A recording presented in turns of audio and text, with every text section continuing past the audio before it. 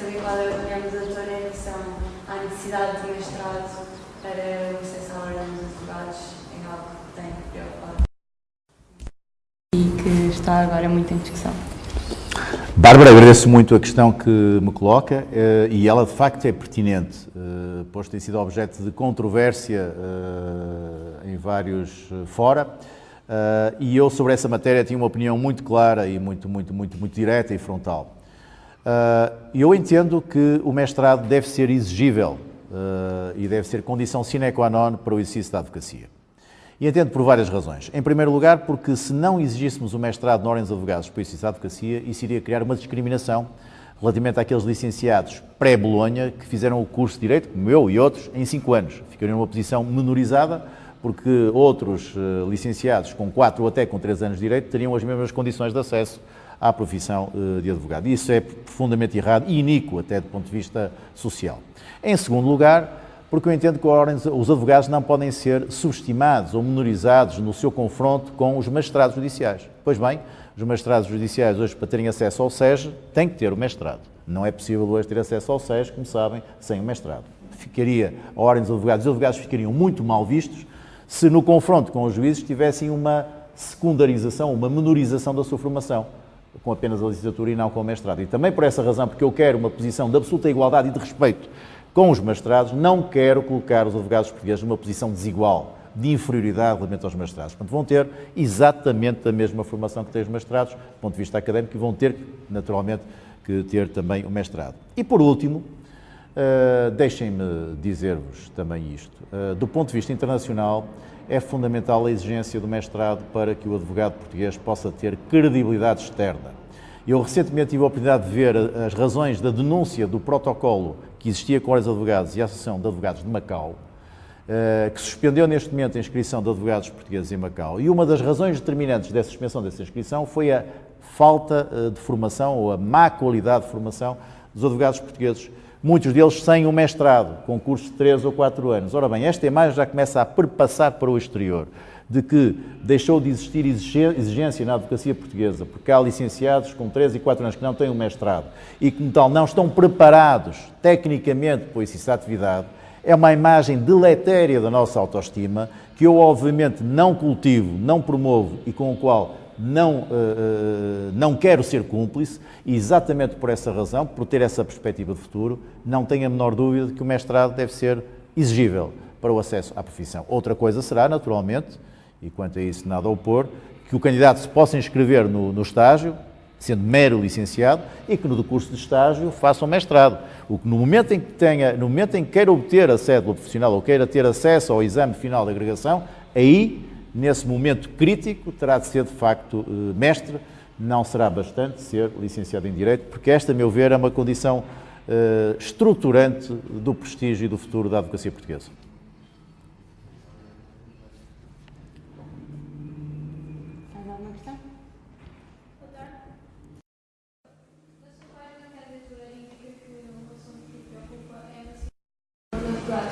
Como é que pretende enfrentar esta situação? Bem, é outra questão muito atual. De facto, enfrentamos em Portugal um problema sério da massificação da profissão. Só para vos dar uma ideia muito concreta, nós temos 30.000 advogados inscritos na Ordem dos Advogados em efetividade de função, inscritos que não... Há até 40.000, mas há 10.000 que tinham inscrição suspensa, mas inscritos a exercer a atividade são 30.000. Este rácio representa 3 vezes mais a média europeia. Nós temos um advogado por 350 habitantes, a média europeia é um advogado por 1.000 habitantes. Mas em França, só para termos uma noção comparativa, há um advogado por 1.800 habitantes. O que significa, particularmente num país como o nosso, que está sob assistência financeira internacional, com inúmeras dificuldades do ponto de vista do crédito às empresas e às famílias, com escassez de rendimento no mercado, os advogados naturalmente que penam e sofrem com esta situação, particularmente quando são 3 vezes mais do que o cânon europeu. E, portanto, há aqui um problema que tem que ser tratado de uma forma séria. Ele já foi várias vezes citado no passado, até designadamente por este bastonário, de que era necessário combater seriamente a massificação da profissão, e eu estou de acordo. Do ponto de vista da eficácia desse combate, é que efetivamente tenho de reconhecer, e todos temos de reconhecer, porque é um dado objetivo, que esse combate foi um fiasco. este bastonário não conseguiu combater a massificação da profissão, mas quando chegou à função de bastonário no primeiro mandato, havia 25 ou 26 mil advogados em Portugal, hoje temos 30 mil. Portanto, temos mais 3 ou 4 mil advogados do que tínhamos no início da sua eleição como bastonário. Portanto, o combate que ele queria travar, e que foi uma das bandeiras, porventura a bandeira mestra da sua campanha, foi um flop do ponto de vista do resultado concreto. Tivemos mais advogados e não menos advogados. Bom, eu acho que, sem abdicar da bondade deste argumento e desta bandeira, que eu também subscrevo, acho que é preciso mudar de rumo do ponto de vista da estratégia, porque a estratégia que foi utilizada não resultou. Não vale a pena vociferar urbi et orbi de que há advogados a mais no mercado, é preciso encontrar os mecanismos adequados para mitigar pelo menos este problema. Eu tenho para mim como certo, e não tenho nenhuma bola de cristal, nem nenhuma varinha mágica para adivinhar o futuro, mas tenho para mim como claro que o problema da massificação da profissão da advocacia só será resolvido com o tempo e com o mercado a funcionar. Isso vai levar, a meu ver, 10 ou 20 anos, 1 ou 2 décadas. Até lá não teremos o problema resolvido, isto é, nós não teremos o patamar europeu de um advogado de 350 habitantes, que é o patamar atual, antes dos próximos 10 ou 15 anos. Vamos falar claro, e será o mercado a funcionar. Mas o que é que um bastonário pode fazer? Vai cruzar os braços perante isto? Não, tem que fazer alguma coisa. E o que é que eu tenciono fazer? Pois bem, tenciono fazer aquilo que um bastonário deve fazer, que é entrar em diálogo com o poder político, designadamente com o Parlamento, os partidos políticos, mas também com o Ministério da Justiça, o Ministério da Educação, e chamar a atenção, dizendo que há um número de faculdades de direito, privadas e públicas em Portugal, excessivo relativamente às necessidades do mercado. Nós ainda temos cerca de 2 dezenas de faculdades em Portugal, direito, privadas e públicas. É um número excessivo de faculdades. E posto isto, não pode haver neste momento mais espaço para novos alvarás para faculdades de Direito. Portanto, temos que acabar por aqui. E, por outro lado, temos também que dizer ao Ministério da Educação e ao Ministério da Justiça que é necessário ser exigente do ponto de vista pedagógico, científico e académico com essas faculdades de Direito, designadamente no corpo docente, com um número mínimo de mestres, de doutores nesse corpo docente, que muitas vezes não ocorre. E, portanto, temos de ser mais exigentes, isso naturalmente vai limitar algumas faculdades de Direito, ou alguns cursos de Direito em algumas faculdades de Direito. E, por último, porque esse também é o papel do bastonário, é um papel de magistério de influência, de persuasão, de interação com a opinião pública, com a comunidade, com a sociedade civil. Um bastonário tem que dizer claramente, olhos nos olhos às pessoas, na televisão, enfim, em todos os fóruns onde intervenha, que há um problema hoje de empregabilidade na advocacia. Eu vejo os médicos, a bastonar dos médicos a falar sobre este problema e todos nós sabemos que não há restrições na ordem dos médicos relativamente às faculdades de medicina. Todos nós sabemos como ela é restritiva desse ponto de vista, mas vejo o bastonário a falar e ainda hoje vi num jornal uma referência à existência de médicos em excesso em Portugal. Vejo o bastonário da Ordem dos Enfermeiros a fazer a mesma referência, dos arquitetos. Nunca vi o bastonário da Ordem dos Advogados dizer no mercado, dizer à sociedade, dizer à comunidade que há um problema de empregabilidade na advocacia. E ele existe. E, portanto, é preciso alertar a comunidade, a sociedade, os encarregados de educação, os candidatos aos cursos de Direito, que têm toda a legitimidade em seguir o curso de Direito. Não há aqui nenhuma restrição corporativa, não há aqui nenhum óbice quanto a essa matéria, se a opção de cada um for essa. Mas tem que tomar a consciência, ou a pré-consciência, de que vai haver um problema ajusante do ponto de vista da empregabilidade. Porque tempos houve em que o curso de Direito era, de facto, a garantia de sucesso, um salvo-conduto para o sucesso económico e profissional. Mas esses tempos já lá vão. Vivemos tempos muito diferentes. Hoje em dia, cursar Direito é arriscar o desemprego no final do curso. E, portanto, a sociedade civil, o encarregado de educação, aquele que quer cursar Direito, tem que pensar séria e ponderadamente antes de seguir o curso de Direito. É essa tarefa, esse papel de interação com o público, de persuasão, de magistério de influência, que eu, como bastonário, com a voz e o peso específico de um bastonário, tenciono naturalmente levar à prática logo que seja eleito, como espero.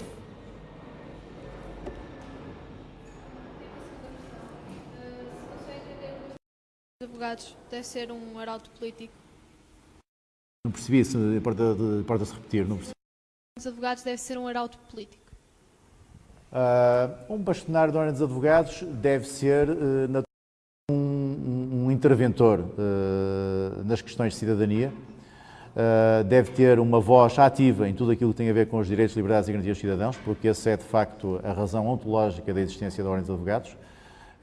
Isso tem naturalmente uma vertente que é política, quer queiramos, quer não. Agora, o que penso é que é preciso haver uma distinção muito clara entre aquilo que é a intervenção pública do bastonário e aquilo que é a intervenção pública de uma outra figura pública ligada à área política. Um bastonário não é um político e, portanto, não deve, a meu ver, confundir a sua função de bastonário com a função de um dirigente político. E o que eu quero dizer com isto é que penso que muitas vezes tem existido alguma promiscuidade nessa fronteira, porque muitas vezes não se percebe se o bastonário está a falar na qualidade de bastonário, está a falar na qualidade de cidadão, porque as matérias são tratadas de uma forma em que não está propriamente em causa, ou não estão em causa os direitos, liberdades e garantias dos cidadãos, não está propriamente em causa o papel da Ordem dos Advogados na defesa destes direitos, está mais em causa o papel de um cidadão que é crítico relativamente a esta ou aquela situação. E isso é uma intervenção política, não é uma intervenção do bastonário relativamente a uma matéria da área do direito ou da área da advocacia. E eu tenciono ser muito cauto, muito rigoroso e escrupuloso nessa matéria. Tenciono falar quando entenda que devo falar, mas não tenciono abusar dessa intervenção, porque acho que um abuso de intervenção pelo que é do bastonário a falar tudo e mais alguma coisa acaba por, de alguma forma, descredibilizar, desconsiderar e menorizar, junto da opinião pública, o papel e a influência de um bastonário. E um bastonário deve ser um baluarte da defesa da cidadania. E deve ser, na minha ótica, um refúgio, um porto de abrigo e de refúgio dos cidadãos, do ponto de vista daquilo que são as suas mais elementares reivindicações do ponto de vista da cidadania. No dia em que o bastonário deixa de ter este papel e passa a ser useiro e vezeiro na intervenção pública, banaliza essa mesma intervenção. E ao banalizar essa intervenção, perde consideração, perde impacto e perde protagonismo. E eu não quero ter esse papel de bastonário, quero ser um bastonário interventivo, influente, que tem uma palavra certa no momento certo. Mas quando efetivamente não é a sua vez de ser ouvido, se remete ao silêncio. Boa tarde. Prazer. A faculdade agradece que o doutor tenha cá vindo dizer o que pensa a respeito da sua candidatura, ou no quadro da sua candidatura a bastonário dos advogados. Tenho tido o prazer de ouvir os seus colegas candidatos a bastonário, os meus colegas, na qualidade de advogado também, embora com a inscrição suspensa para exercício de funções docentes, e porque também, confesso, não tenho grande paixão pela arte, sim, porque na realidade é uma arte.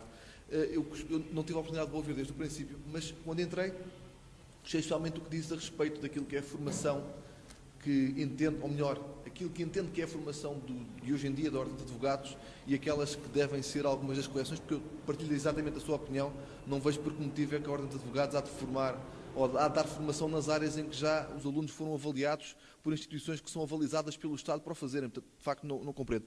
Mas enunciou um conjunto de áreas que eu considero também igualmente importantes, mas não fiquei totalmente esclarecido relativamente à forma como é que essa avaliação ou como essa formação seria dada, porque creio que o doutor enunciou tantos pontos que esses pontos seriam mais do que as áreas, porque mantendo a deontologia profissional, seriam mais do que as áreas que atualmente são objeto de avaliação e objeto de formação, e não sei como é que isso seria possível de coordenar. Mas se não se importar, eu faço 3 ou 4 questões seguidas, que é mais fácil até para depois o doutor avalizar daquelas que são mais importantes e menos importantes.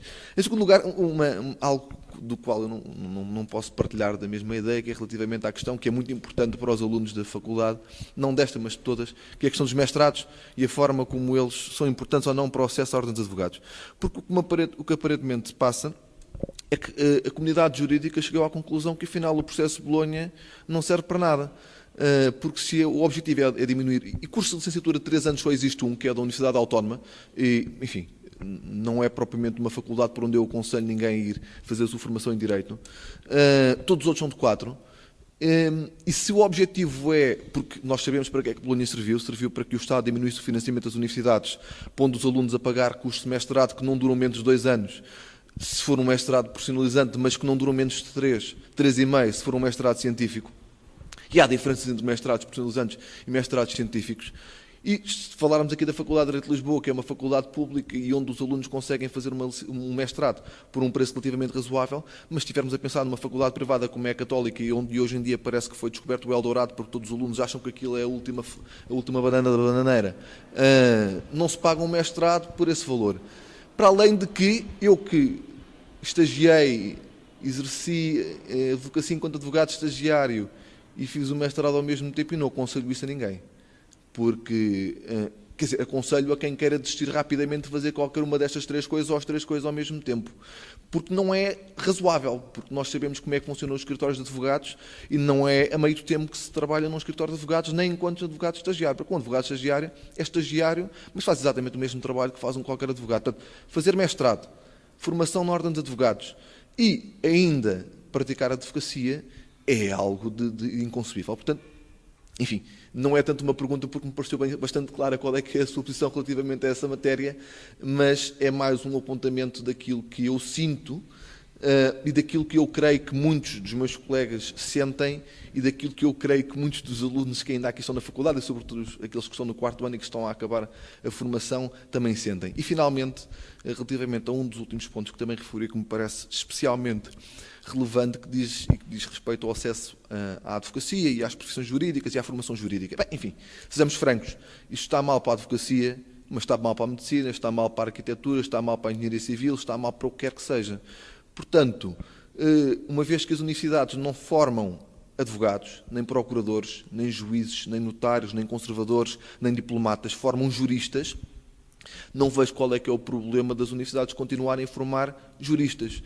Porque, dando o meu exemplo, e eu não posso falar dos outros, mas dando o meu, e dos meus colegas, daqueles que terminaram o curso no mesmo tempo que eu, no ano 2005, e sendo certo que uns 80% enverdou pela área da advocacia, mais de metade desses 80% já não está a fazer advocacia. Portanto, ainda, e eu digo isto aos meus alunos, não digo isto porque eu acho que é melhor eles virem para aqui do que irem ali para o lado para a psicologia, porque apesar de tudo, mas o curso de Direito continua a dar uma formação que nenhum outro curso na área das ciências humanas fornece. Portanto, se colocarmos esta espada de Mósculo sobre os alunos a dizer não venham para Direito porque isto está mal, pois está. Mas isto está mal no Direito como está em qualquer outra área deste país. Não basta olharmos para os números de desemprego, quase 18%. Portanto, não, aí é que começam os meus grandes problemas e quando não concordo consigo quando não me diz que isto não é uma questão de corporativista. Porque eu sei porque é que o bastonário da Ordem dos Médicos fala sobre o excesso de médicos. E também sei porque é que muitos bastonários e muitos candidatos a bastonário da Ordem dos Advogados falam sobre o número excessivo de advogados. E parece-me, com o devido respeito que eu sou doutor que tenho, enfim, não o conhecendo, mas sendo colega, com certeza que tenho menos respeito do que por todos os outros e é muito uma questão corporativa. Tem muito a ver com, bem, não quero muitos no meu quintal porque isto depois o meu quintal fica mais pequeno. É verdade, está mal, mas está mal para todos. E só alguns é que ficam, não ficam todos. É como os alunos que entram na faculdade. Aqui entram todos os anos 600 e não terminam 600, doutor. Terminam uns 400, não sei se tantos. E, portanto, há uma seleção aqui e nos outros cursos. Há 2000 e tal licenciados ou estudantes a entrarem nas faculdades de Direito por ano e não terminam nem de perto nem de longe desses. E depois, no acesso às profissões, hoje em dia tenho colegas espalhados por todo o mundo. Portanto, por todo o mundo. Quando eu digo por todo o mundo, é por todo o mundo. E não deixam de ser menos competentes ou mais competentes porque fizeram uma licenciatura de 5 anos ou de 4 anos e volto a esse ponto porque me parece especialmente relevante. Seja como for, doutor, agradeço o facto de cá ter vindo e nos ter... Infelizmente, os nossos alunos andam muito ocupados com outras atividades, nomeadamente com o final do semestre, mas gostava que tivesse tido mais oportunidade de ter sido escutado. Muito obrigado. Agradeço muito as questões que colocou. Também são questões muito, muito relevantes e que, de alguma forma, são questões que transversalmente estão no centro também do debate que se trava nestas eleições para a Ordem dos Advogados. A primeira, relativamente à questão da formação, de facto eu tenho a convicção profunda de que há uma manifesta estagnação no tempo da Ordem dos Advogados relativamente àquilo que é a formação. E é uma estagnação que tem várias razões. Penso que a primeira razão tem a ver com uma certa acomodação de alguns dirigentes da Ordem relativamente ao status quo. Porque entendem que este modelo, que é um modelo do passado, que é inalterável e que é o melhor, mas nem sequer se dão ao luxo de ponderar, de refletir sobre as deficiências, as vantagens, os inconvenientes deste modelo, pura e simplesmente dão-lhe continuidade ao longo dos últimos 20 ou 30 anos. É também preciso perceber que também há toda uma estrutura montada à volta deste modelo de estágio, que é uma estrutura que também conduz a uma inércia do ponto de vista da mudança de paradigma. enfim, não vou entrar em mais detalhes, mas penso que percebe onde é que eu quero chegar. Mas, fundamentalmente, a mim o que me preocupa é isto, é que eu vejo a questão do estágio e da formação na perspectiva de quem já está no mercado há 30 anos, como é o meu caso, que já passou por várias situações, já fui advogado em prática individual, em prática societária, já advoguei, enfim, em várias áreas do direito. Como disse hoje, até boa parte da minha atividade é feita na área internacional, nem é feita em Portugal, e, portanto, olho para o estágio e olho para a formação com alguma reserva e, sobretudo, com algum desconforto, porque entendo, porventura, melhor do que ninguém, o seu desfazamento relativamente à realidade dos dias de hoje. Não serve de nada um estágio onde o estagiário volta outra vez a reaprender, se é que reaprende, essa é outra questão, processo civil, processo penal, direito civil, direito penal, etc, etc, etc. E digo se é que reaprende porque há uma tendência enorme de ordens de advogados de criticar a qualidade académica, pedagógica, científica das faculdades de Direito, mas não há nenhuma accountability, nem nenhuma avaliação externa sobre a formação da ordem dos advogados, para saber se também essa formação e os formadores têm a necessária qualidade para realizarem a formação. E, portanto, acho que não há autoridade moral da parte dos advogados de fazer críticas, como faz recorrentemente ao nível do ensino de Direito, quando internamente não tem qualquer tipo de accountability.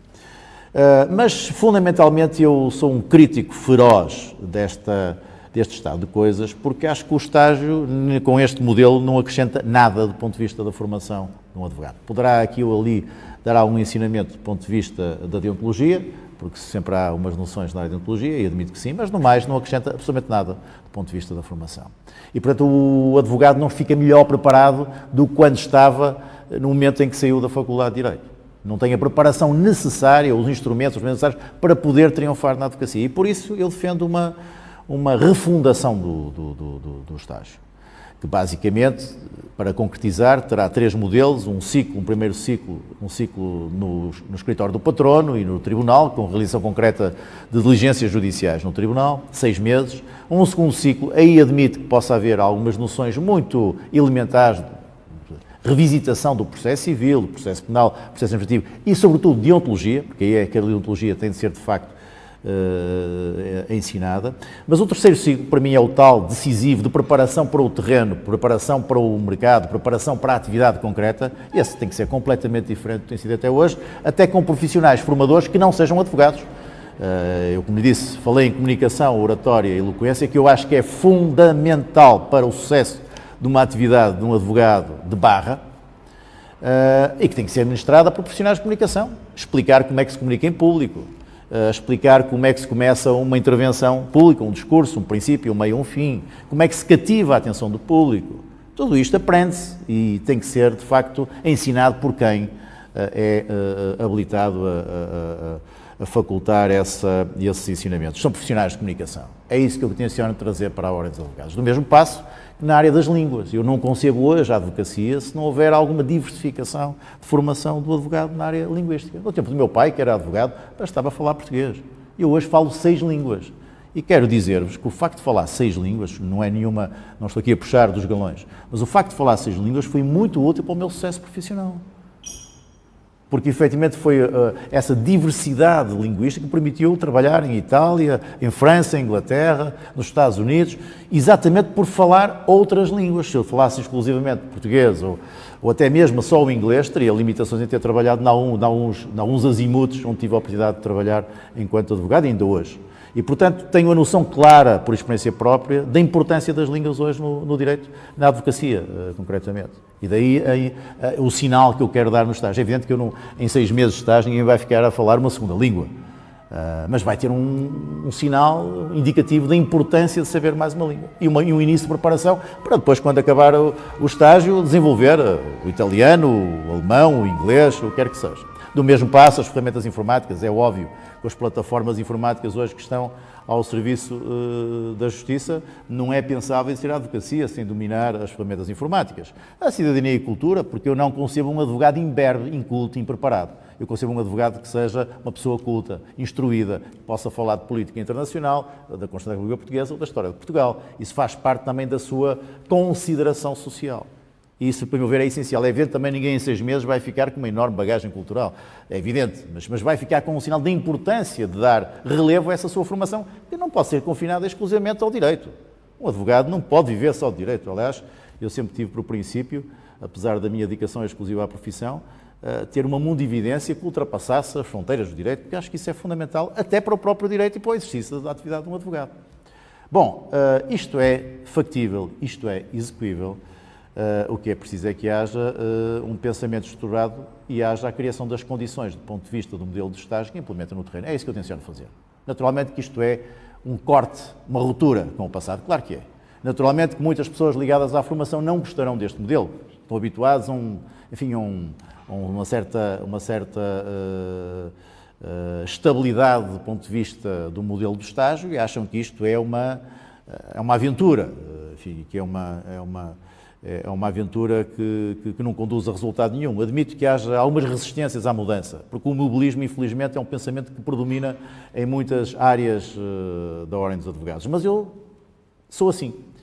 Eu sou a favor da ruptura, eu sou a favor da modernidade e do cosmopolitismo, eu sou a favor de um pensamento de futuro e de horizontes de futuro. E por isso acho que o estágio tem necessariamente que sofrer esta alteração radical de paradigma para que a advocacia e os advogados portugueses, os jovens advogados, possam estar preparados para o futuro. Não tenho a menor dúvida sobre isto. E digo mais, se esta preparação não for introduzida, vamos continuar a formar advogados impreparados para o exercício da advocacia. O que é mau para os advogados, mas também é mau para a justiça, porque o advogado tem um papel central na administração da justiça. A segunda questão. O mestrado. Eu sou um dos críticos do processo de Bolonha, porque eu acho que o processo de Bolonha não veio acrescentar nada de novo relativamente à qualidade do ensino. Aliás, até partilho de uma opinião expressa recentemente do professor Jorge Miranda, que diz que disse a algures que o processo de Bolonha veio desqualificar até o próprio ensino, porque obrigou a compartimentar em 3 ou 4 anos uma formação que era dada em 5, e muitas vezes o mestrado funciona, como há pouco disse, apenas como um complemento de rendimento de algumas faculdades que não acrescenta nada do ponto de vista da formação ao aluno. E, portanto, eu subscrevo estas críticas ao processo de Bolonha e à sua ineficácia, mas o que é facto é o processo que está neste momento em curso. E este processo tem consequências do ponto de vista prático, nomeadamente consequências do ponto de vista profissional. Eu não posso conceber que um advogado tenha, perante um juiz, uma formação menor. Não posso conceber isso. Já há um problema de relacionamento entre advogados e magistrados. Muitas vezes, até com acrimónia e com crispação nesse relacionamento, com alguma superioridade até dos magistrados relativamente aos advogados, de que os advogados se queixam, aliás, a miúdo. Eu tenciono alterar esse estado de coisas, designadamente visitando, é uma das minhas primeiras iniciativas, para além do Instrumento Prisional de Ponta Delgada, visitando centros de estudos judiciários, para falar de olhos nos olhos do juiz e dizer exatamente isto: nós somos profissionais da administração da justiça, estamos no mesmo plano, temos o mesmo objetivo. A Constituição da República Portuguesa consagra o patrocínio forense como elemento coadjuvante essencial da administração da justiça. Vamos trabalhar de igual para igual. Não há aqui juristas de primeira e juristas de segunda, somos todos iguais. Tenciono levar a cabo esta tarefa que é pedagógica e que é cívica também. E vou fazê-lo. Com que autoridade é que eu posso fazer se imediatamente sou confrontado perante um magistrado com uma formação menor do ponto de vista académico de um advogado versus magistrado? Não tenho condições do ponto de vista da argumentação. Fico menorizado perante isso. E no momento em que o SES exige o mestrado para o acesso à profissão de magistrado, eu não posso deixar de exigir também o mestrado para o acesso à profissão de advogado, sob pena de ficar numa posição desigual e inferior perante os magistrados no exercício da minha atividade. Não posso aceitar. Mas tem mais. Mais do que a questão de substância, é a questão da imagem. Eu tenho a noção clara e inequívoca de que algumas ordens de advogados dos Palopes e de Macau, em concreto, olham com algum desdém e alguma suspicácia para a qualidade da formação académica em Portugal. E um dos argumentos invocados é, de facto, os cursos hoje serem de 3 ou de 4 anos. Eu não posso aceitar este argumento. E tenho que dizer a essas ordens de advogados com quem tenciona incrementar as relações, intensificar o relacionamento, permitir abrir novas saídas profissionais para advogados portugueses, e vou consegui-lo, como aliás o tempo o demonstrará. Mas tenho que lhes dizer que os advogados portugueses têm qualidade de formação, não só no estágio, mas também na formação académica. E que não estão limitados a cursos de 3 ou 4 anos, têm a licenciatura e têm o mestrado de Bolonha. Eu tenho que ter este argumento para exibir junto dos bastonários dessas ordens de advogados, sob pena de ficar confinado ou uma falácia de argumentação que acaba por ser ineficaz a jusante. E, portanto, do ponto de vista da prática, do ponto de vista pragmático, do ponto de vista da realidade concreta da chamada realpolitik, eu tenho que perceber isto. E já percebi. E, portanto, não tenho a menor dúvida da exigência do mestrado para o acesso à ciência. A menor dúvida. E no dia em que houver retrocesso nessa matéria, quem vai ficar penalizado vão ser os advogados. Vão ter menos saídas profissionais e vão ser menorizados na sociedade relativamente a outras profissões jurídicas, nomeadamente os mestrados. Disso não tenho a menor dúvida. Terceiro e último ponto. Eu concordo consigo.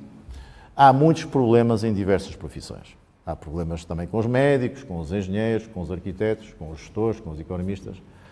Mas há uma realidade que é preciso considerar, é que essas dificuldades não são comparáveis.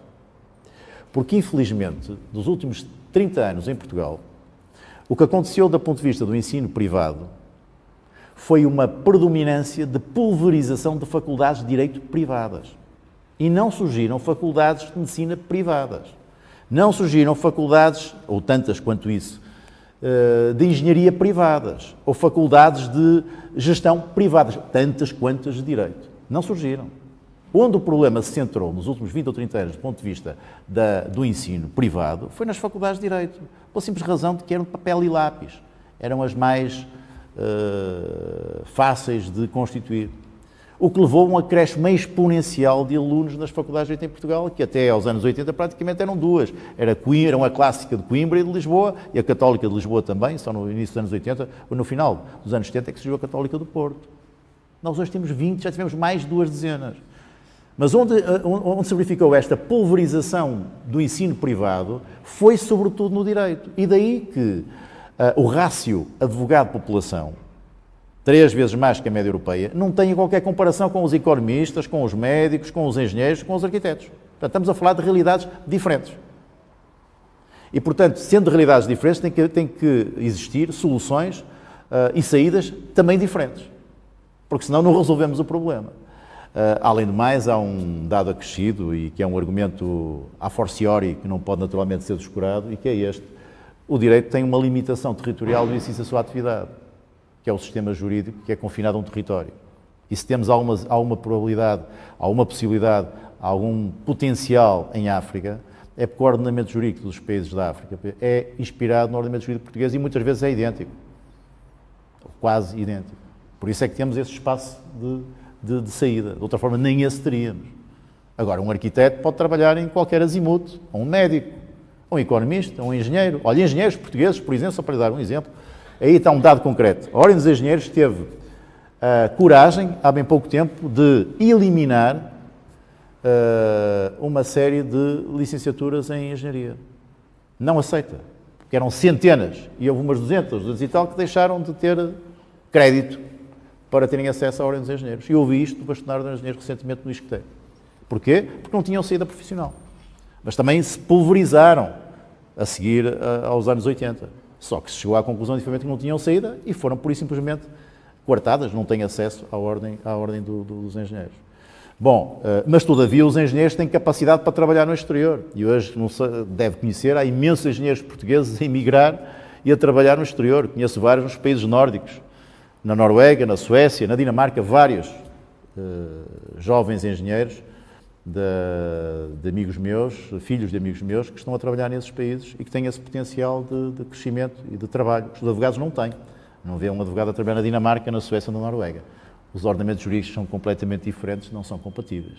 É mais uma limitação. E nós temos, repito, 3 vezes mais que a média europeia no rácio advogado-população. Isto é insustentável num país sob assistência financeira internacional, da Troika, com dificuldades enormes do ponto de vista do rendimento, com escassez de disponibilidade financeira nas empresas e nas famílias. Quem é um dos visados a jusante é o advogado.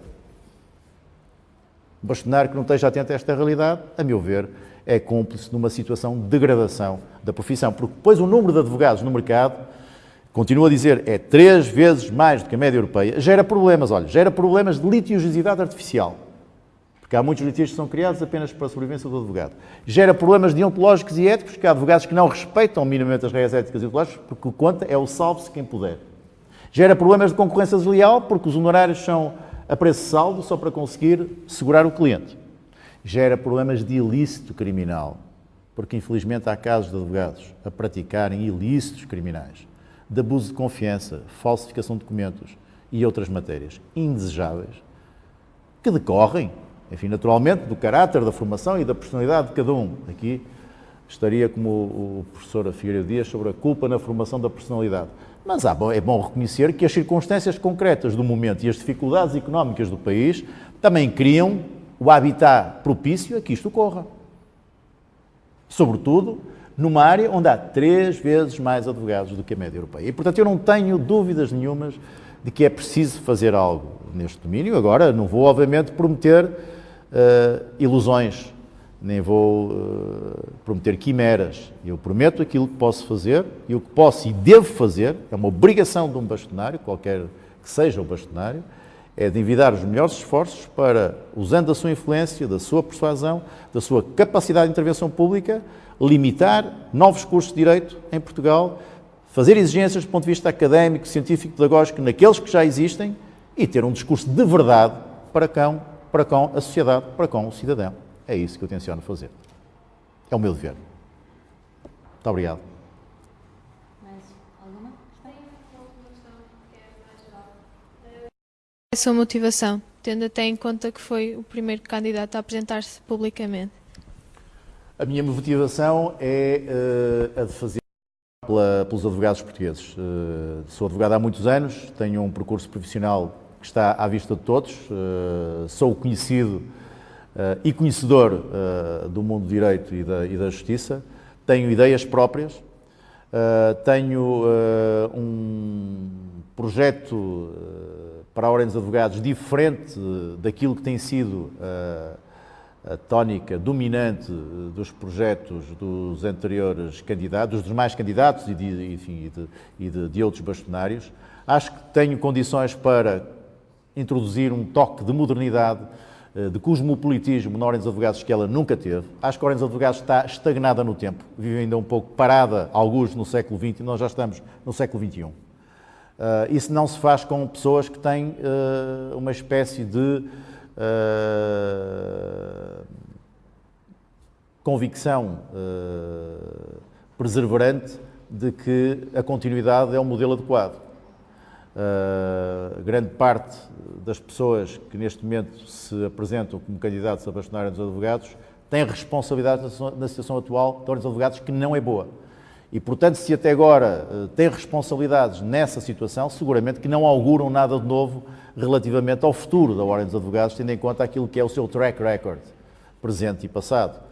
Eu tenho pelo menos essa virtude, não tenho nenhuma cumplicidade com o passado, tenho seguramente uma experiência profissional que ninguém pode pôr em dúvida no domínio da advocacia, no domínio do direito dos últimos 30 anos, tenho uma mundividência que vai para além da advocacia e que, a meu ver, é uma vantagem, que é o facto de ter existido também uma atividade pública e que me permitiu também ter outros horizontes, outras perspectivas e outra forma de ver as coisas. E nessa medida acho que tenho, porventura, as condições mais assertivas para poder fazer a Ordem dos Advogados uma instituição prestigiada, credível e reputada, uma Ordem dos Advogados do século XXI e não uma Ordem dos Advogados do passado. É esse o meu objetivo, é essa a minha motivação, por isso sou candidato a bastonário. Eu gostava só de deixar uma última pergunta. Enquanto bastonário da Ordem dos Advogados, se for eleito, qual é a sua opinião em relação à violência doméstica e à igualdade de género? Bom, esta é uma das minhas traves mestras de atuação enquanto bastonário e que faz, a meu ver, a diferença relativamente aos demais. Eu não vou tratar sempre das questões comezinhas e habituais que fazem parte, digamos, do debate regular e recorrente da Ordem, as questões dos conselhos distritais, da descentralização, das delegações. São questões importantes, mas a Ordem tem que estar também virada para a sociedade e para o exterior, para as questões da sociedade, para as questões com que se debatem hoje os cidadãos, designadamente as questões da atualidade, que estão no centro das preocupações das populações. Concretamente, a questão da igualdade de género é uma das matérias mais candentes do debate da sociedade portuguesa. Há um problema seríssimo de violência doméstica em Portugal, que tem tendência, como é sabido, também a crescer, tendo em conta, seguramente, as dificuldades económicas que atravessamos. A Ordem dos Advogados tem andado arredada destas matérias, do ponto de vista da sua discussão efetiva. Anda um pouco a reboque tudo o que se discute nesta matéria, faz parte de uma Comissão de Cidadania e de Igualdade de Género, mas não tem relevância nem visibilidade pública em termos de intervenção. E deveria ter, porque o papel da Ordem é, de facto, a defesa dos direitos, liberdades e garantias dos cidadãos. E, portanto, eu quero mudar a página, virar a página nesta matéria, colocar a Ordem dos Advogados na linha da frente deste combate, e vou criar uma comissão de igualdade de género na Ordem, que é uma comissão nova, que nunca existiu, mas que irá existir se eu for eleito bastonário, que será presidida pela doutora Odete Santos, uma advogada emérita, insigne, que foi também já deputada ilustre no Parlamento, na Assembleia da República durante longos anos, e que tem uma experiência muito concreta na área da justiça, dos julgados de paz, das questões da igualdade de género, que augura naturalmente um trabalho notável do ponto de vista da afirmação da Ordem dos Advogados como uma instituição de referência na defesa da igualdade de género. Iremos encerrar este ciclo. Espero que tenham gostado e que tenham ficado todos esclarecidos. Gostava muito de agradecer, em nome da Elsa, ao Dr. Jorge Neto por ter estado presente. Se me permite, uma última palavra, também para agradecer a simpatia do convite. Sinto-me muito honrado de estar aqui hoje na Faculdade de Direito de Lisboa, não só para conviver com futuros advogados, com jovens estudantes, mas também para vos dar a conhecer aquelas que são as minhas ideias e que estão muito centradas nos problemas da juventude. Não é concebível encarar a Ordem dos Advogados sem ter essa perspectiva de futuro, médio e a longo prazo, e, portanto, as preocupações centrais hoje dos jovens são também as minhas preocupações enquanto candidato e vão ser seguramente a razão determinante da minha atuação como bastonário. Queria também dizer-vos que, para além do sinal de preocupação e de atenção às questões da juventude que eu queria dar com a minha presença aqui hoje, gostava também de reforçar que não entendo a Ordem dos Advogados divorciada da realidade universitária. Isto é, quero implementar uma intensificação do relacionamento entre a Ordem dos Advogados e as universidades portuguesas, sobretudo aquelas que são as universidades de referência, como é o caso concreto da Faculdade de Direito de Lisboa.